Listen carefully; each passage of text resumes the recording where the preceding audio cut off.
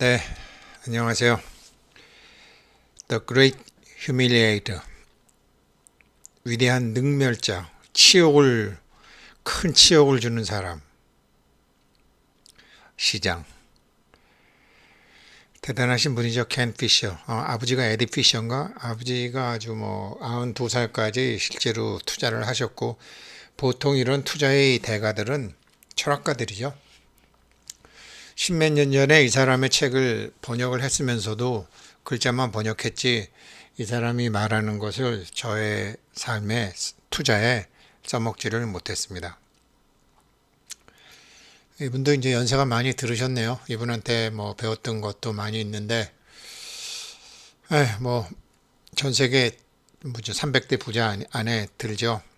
돈에는 아주 대단하신 식견을 가지신 분이고, 특히 시장, 코인이건 금융시장에 대한 대단한 식견을 가지신 분이죠. 이분은 시장은 누구에게나 치욕을 준다. 그렇지만 그 위대한 능멸자다. 그래서 The Great Humiliator다. 사람들이 알고 있는 거, 특히 정치인들이 알고 있는 거, 이런 것들 방송국 어쩌고 저쩌고 하는 건 다 정말 웃기는 얘기다. 사람들을 갖고 논다. 왜 그러냐면 사람들을 철들게 하려고. 특히 자기처럼 잘난 척하는 사람들한테 치욕을 안겨주는 것을 제일 좋아한다. 그러니 방송이 말하는 것, 신문이 말하는 것, 소위 전문가라는 사람이 말하는 것 듣지 마라. 시장의 소리를 들어라. 라는 사람입니다. 지금 블록체인 전문가, 비트코인 전문가, 파이코인 전문가, 파이코인 아직 비상장이지만 이 사람은 이런 소리, 저런 사람은 저런 소리 하는데 일단은 지금은 채굴을 할 수 있을 때는 채굴만 제일 열심히 하시는 게 좋죠. 왜 그러냐면 대부분의 사람들은 자기가 누군지도 모르고 시장을 어떻게 봐야 될지도 모르기 때문에 그래서 더 위대한 능멸자 시장의 결만을 보고 하늘의 때를 기다려라 라는 건데요. 한번 저도 그래서 이제 요즘 한번 쭉 이제 봤습니다. 대표적인 것만 한번 쭉 봤더니 지금 기름값은 좀 진정이 돼가는 것 같죠. 주가나 코인 마켓도 진정이 되고 바닥을 좀 다지는 것 같죠. 이자율도 그런 것 같아요. 근데 환율을 잘 모르겠어요. 그래서 한번 이제 점검을 해봤는데 이게 이제 한국 주식시장이에요. 어제 거로 한번 봤는데 하루 전에 거로 한번 봤어요. 주봉으로 봤는데 지금 완전히 확실한 4단계죠.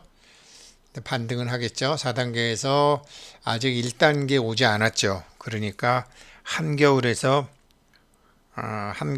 입춘이 아직 안 온 거죠. 동지도 아직 결정이 안 났고 입춘도 아직 안 온 거죠. 최소한 입춘은 와야 되는데 아직 안 된 상황이죠. 그러나 심정적으로 어쩌고 저쩌고 반등 얘기하고 여러 사람들이 무슨 얘기하지만 아직 한국 주식시장 동지 확인이 안 됐다. 그리고 입춘이 아직 오지 않았다라는 것은 입춘이 와야지 1단계가 시작이거든요. 입춘이 와야지 동지를 알 수 있는 거거든요. 그때 그게 동지였구나. 1단계가 시작이 돼야지 그때 저게 4단계였구나. 4단계의 끝은 저기였구나라는 것을 알게 되는 거죠. 이게 위대한 능멸자가 하는 짓이죠. 그래서 우리는 지금 절대로 알 수가 없다. 지난 다음에 저기가 4단계였구나. 지난 다음에 저기가 1단계였구나. 지난 다음에 이렇게 알게 되는 거죠.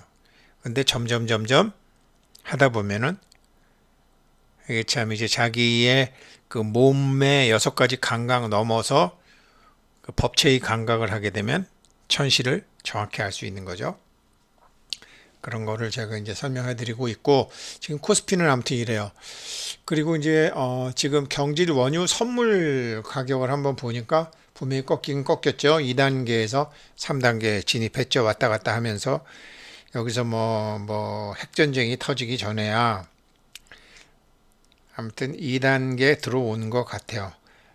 이 오실레이터도 그렇고 거래량 상도 강도도 기름값은 어느 정도 잡혔다. 왜 그러냐면 여기서 더 올리게 되면 미국도 이제 뭐 셰일가스 하게 되고 여기저기 개발되어 있는 게 많으니까 여기서는 주춤. 경질 원유가 지금 기름값 주춤된 거 시장만 보면은 틀림없다. 그러나 이거를 이제 2단계 끝났다. 이제 3단계다. 이런 생각을 하면 안 된다라는 거죠. 위대한 능멸자는 그런 우리 같은 사람들의 그런 섣부른 결정을 항상 치욕을 안겨주고 싶어 하니까. 그래서 특히 잘난 척하는 사람들, 예측가들 이런 사람들한테 치욕을 안기고 싶어 하니까 그냥 야, 이제 2단계에서 3단계 온 것 같다. 두 번의 봉우리도 있고 3단계 들어선 것 같다. 기름값은 뭐 더 오르진 않겠구나. 그런데 주유소에서 기름값이 안 내리는 거 보니까 역시 좀 문제가 있는데 환율인데 달러인데 원화하고 US 달러 보니까 여전히 강력한 지금 2단계 진행 중이죠. 야, 이거 환율 얼마까지 갈지 정말 모르겠네. 어젯밤에 제가 이거 할 때 지금 이제 뭐 1326원이었지만 지금은 뭐 얼마인가 한번 봐볼까요? 환율이 원달러 환율이 지금 보게 되면 1312원. 이때보다는 뭐 1312원이더라도 여전히 2단계다. 3단계 오지 않았다. 환율이 참 걱정이다. 그런데 미국 N은 어떻게 되냐? 그러니까 N을 한번 봐도 지금 이게 한국의 이제 이거는요, 제가 주 단위로 주봉으로 본 거예요. 근데 N을 제가 주로 한번 보니까 역시 뭐 엄청나게 지금 이렇게 2단계예요. N이 거래 강도 피크는 찍은 것 같은데 야, N이 이렇게 망가지나? 근데 옛날에 이런 적이 있나? 라고 한번 봐보니까 그런 적이 IMF 당시에 있었더라고요. N이 이렇게 약한 적이. 그때랑 똑같이. 그러니까 우리나라 막 IMF 오고 막 그럴 때 외환위기 왔을 때 엔화 환율은 이렇게까지 갔어요. 그러니까 엔화가 엄청 약해진 거죠. 한국은 보면 어, 한국은 2008년도 수준까지도 오지 않았어요. 한국은 2008년도에 굉장히 약했는데 1,600원까지 찍었었는데 그것에 비해서는 괜찮은데 일본은 완전히 뭐 그때 외환위기는 오지는 않았지만 일본은 외환위기 때 수준으로 갔고 2008년도 수준보다 훨씬 약해졌어요. 우리는 2008년도 수준보다 아직 그렇게 원화가 약하지는 않죠. 일본 엔이 굉장히 약해졌어요. 그리고 주로 보니까 이렇고 대한민국 그 한국 원화를 달러로 보니까 주로 보니까 또 이렇고 주로 보니까 이렇다. 달러에 대해서 여전히 지금 이제 원화가 뭐 계속 걱정스럽죠. 1,400원까지 간다는 소리도 있고 하는데 한번 지켜봐야죠. 뭐 얼마까지 간다고 해도 지금 시장의 흐름으로 볼 때는 위대한 능멸자가 보기에는 뭐 아예 못 갑니다. 뭐 저도 지난번에 1250원 넣으면서 잘난 척하고 팔았는데 위대한 능멸자한테 능멸을 당한 거죠. 지켜봐야 되는 건데 그리고 그래서 이제 한국은 원화로 달로 보니까 장기로 보니까 아무튼 이런 모양이고요. 뭐 IMF 때 뭐 올라갔다 내려갔다 이렇게 해서 일본보다는 원화가 이제 괜찮아요. 그런데 일본 N하고 한국을 보니까 지금 일본 N이 원화에 대해서 굉장히 약하죠. 이 N이 굉장히 약하죠. 지금 엔화 약세죠. 근데 옛날 같으면 엔화가 약세가 되면 그 뭐 수출하는데 굉장히 좋고 그랬는데 지금은 일본하고 우리하고 수출하는 게 많이 달라졌죠. 일본이 지금 완전히 좀 너무 좀 빨랑빨랑 변하지 못하니까 너무 처졌죠. 불쌍할 정도로 처졌죠. 그래서 일본 사람한테 좀 일본 잘해주고 싶어요. 뭐 너무 잘 나가서 잘난 척할 땐 미웠는데 요즘 너무 못하니까 좀 챙겨주고 싶다는 생각이 들더라고요. 근데 지금 이제 2018년처럼 엔화가 또 약해졌어요. 엔화가 약해졌어요. 참 지금 뭐 일본 그래서 지금 코로나 이게 완전히 좀 자유로워지면 한국 사람들이 제일 많이 가고 싶어하는 나라가 일본이라는 거 아니에요? 참 이렇고 시장만 놓고 보면 근데 중국 위안화는 어떤가? 중국 위안화 대비 달러가 굉장히 강한 거로 올라왔는데 지금 2020년 6월 2019 이게 지금 이때 이, 이 트럼프 대통령 이때 이제 굉장히 위안화가 약하고 이제 달러가 강했었는데 그때보다는 아니죠. 그러니까 그때는 우리는 지금 한국하고 일본은 이 고점을 훨씬 넘어가 있는데 얘네는 뭐 지금 환율 좀 조작도 하고 많이 조작도 하고 그래서 그런지 지금 뭐 그렇게 원화나 엔화처럼 달러와 대비 약세는 아닙니다. 중국 위안화는요. 그래서 이거를 이제 좀 장기적으로 보니까 이런 모양이더라고요. 장기적으로 쭉 보니까 2000년도 초반부터 이 트럼프한 최근에 이렇게 위안화가 많이 약해졌지만 예전처럼 그렇게 약하지는 않다. 예전처럼 그렇게 약하지는 않다. 뭐 환율 관리를 좀 하겠죠.